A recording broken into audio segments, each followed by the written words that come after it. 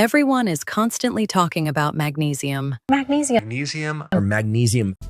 On magnesium. So let's talk about why it's so important, what specifically you need to know about it, and what the different forms of magnesium actually do. So what are the types of magnesium? Check your magnesium bottle. Go on, I'll wait. Does it say glycinate, citrate, oxide, or L-threonate? Because if you bought oxide hoping for better sleep, it's more likely to loosen your stool than help you drift off. And if you paid extra for L-threonate for your memory, you deserve to know what the research actually says. I'm Dr. Helen Kim, and today I'll help you choose for sleep, for constipation, for cramps, or for general use, and show you the small number on the back that matters far more than the big one on the front.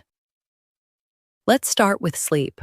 If sleep is your main goal, magnesium glycinate is the form I'd look at first. You may also see it written as bisglycinate. For our purposes, treat them as the same family. Why do people reach for it? It's usually gentle on the stomach and less likely than other forms to send you to the bathroom. A few studies suggest it may help sleep a little, especially if your magnesium intake was low to begin with. But keep your expectations calm. It is not a sleeping pill, and it will not knock you out. If pain, hot flashes, anxiety, restless legs, or sleep apnea is what's waking you, magnesium won't fix the real problem. But if you simply want a gentle form to try at bedtime, glycinate is a reasonable place to start. If constipation is part of the problem, choose differently. Magnesium citrate is absorbed fairly well, but it also pulls water into the bowel. That can make stool easier to pass, so citrate can be a practical 2-for-1 choice. You want magnesium, and a gentle laxative effect would actually help. Start low, because too much can mean diarrhea or stomach cramps. If your digestion is already loose or sensitive, citrate may be the wrong fit. Now, magnesium oxide gets criticized online, but it is not useless. Your body absorbs less of it, so more stays in the gut. That is exactly why it is used in some laxatives and antacids. If your goal is constipation, oxide may do the job. If your goal is sleep, it is usually not my first choice. This is why one person says magnesium was wonderful, and another says it only sent them to the bathroom. They may be taking forms that do different jobs. Next is L-threonate, the expensive one often sold for memory and focus. The early research is interesting, but the studies are still small and short, and we do not know that it prevents dementia or reverses normal memory changes. It also often gives less elemental magnesium per serving, and you may need several capsules. If you are curious and the price does not bother you, you can discuss it with your clinician. But for everyday magnesium, you do not need to feel that the most expensive bottle is automatically the best. Now, if you bought magnesium mainly for leg cramps, this next part may save you some money, and I'd rather tell you than sell you a bottle.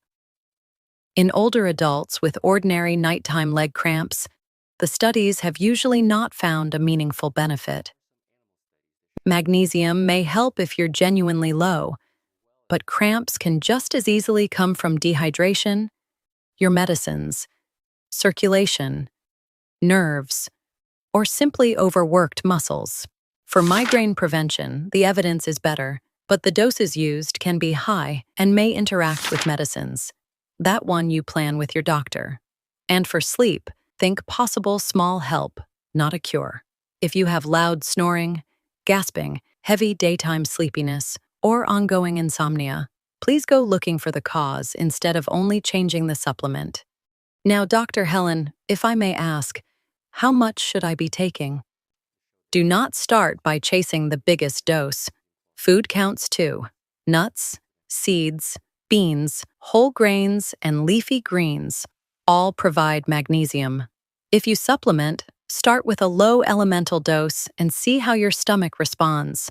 For adults, the upper limit from supplements and magnesium-containing medicines is 350 milligrams a day, unless a clinician tells you otherwise.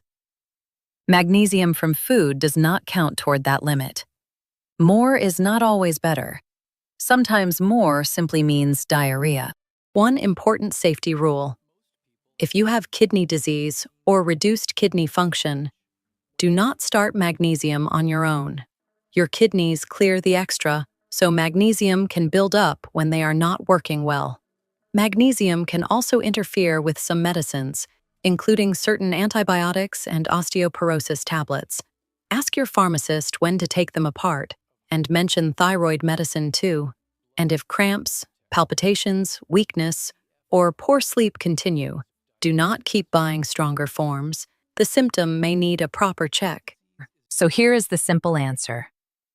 For a gentle bedtime option, look at glycinate. If constipation would be helpful, look at citrate. Oxide is mostly useful for the gut, not my first choice for sleep. L-threonate is interesting for the brain, but still early and expensive. Then check the elemental magnesium on the back. Match the form to your goal, not to the fanciest promise. So, 3 things to remember. Number 1. The form on the label mainly changes how well it's absorbed, how it treats your stomach, and what you pay. It is not a magic address label sending magnesium to one part of your body. Number 2. Match the form to your goal. Glycinate to try at bedtime, citrate if softer stools would help, oxide really for the gut, and L-threonate only if the brain research interests you and the price doesn't bother you. And number 3. The number that counts is the elemental magnesium on the back. Start low, stay within 350 milligrams a day from supplements unless your doctor says otherwise, and never start on your own if your kidneys are impaired. The best bottle isn't the fanciest one, it's the one doing the job you actually need. Now go and check your bottle and tell me 3 things in the comments: the form, the elemental magnesium, and why you bought it. Sleep, constipation, cramps, or something else. Your bottle may not be bad. It may simply be doing the wrong job. And while you're there, tell me what you'd like me to cover next. So many of these videos started as one of your comments.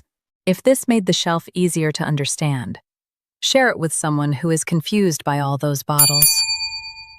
Subscribe for simple, honest health guidance after 40.